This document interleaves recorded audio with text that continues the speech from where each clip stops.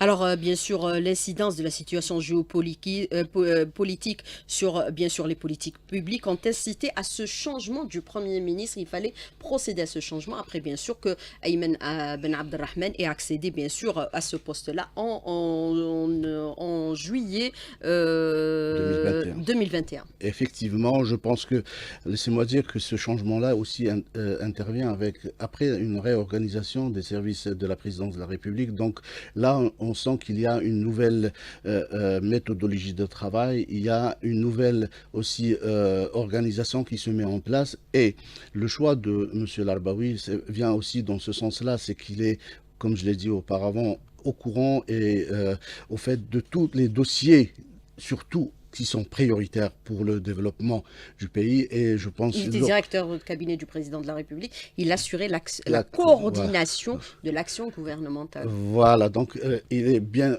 au fait de tout ce qui a été décidé, des orientations du président de la République, mais aujourd'hui aussi il y a une nécessité, comme je l'ai dit, de monter en cadence et d'aller vers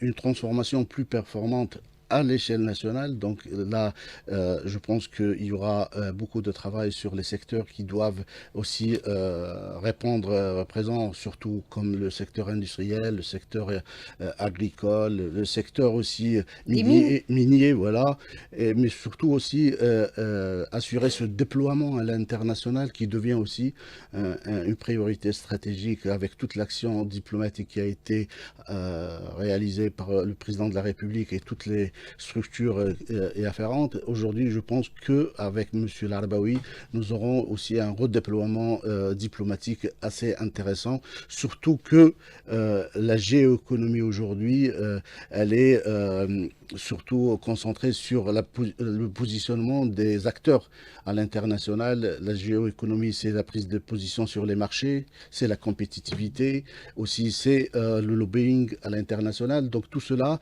va être un peu des axes qui vont un peu orienter les actions du gouvernement pour la période prochaine. Alors, est-ce qu'on peut comprendre par vos propos que les prochaines priorités du gouvernement doivent tenir compte un peu des guerres et des multiples crises qui secouent actuellement le monde, puisqu'on est passé par la crise sanitaire, on est en pleine crise, bien sûr, énergétique, et on parle aussi d'une crise alimentaire et prochainement la crise de l'eau.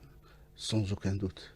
Sans aucun doute, aujourd'hui, l'Algérie tire les leçons de toute cette succession de crises et met en place une organisation pour déjà sa souveraineté. C'est pour cela que je dis souvent aujourd'hui que notre développement va reposer sur le triptyque de souveraineté qui est la sécurité énergétique, la sécurité alimentaire et la sécurité numérique. Il ne faut pas l'oublier aussi parce que c'est un enjeu important aujourd'hui de maîtriser les technologies et avoir cette mainmise sur son développement. Et là, je pense aussi que le gouvernement est en train de mettre tous les moyens pour que les performances de notre développement soient aussi issues d'une maîtrise technologique. Il va aussi accélérer la transformation numérique, c'est important puisque nous avons vu qu'il y a quand même un retard enregistré dans ce domaine-là et même le président de la République l'a maintes fois rappelé, il a donné même une échéance au secteur, par exemple des finances, pour accélérer cette cadence 3 mois Je pense qu'aujourd'hui même, le président de la République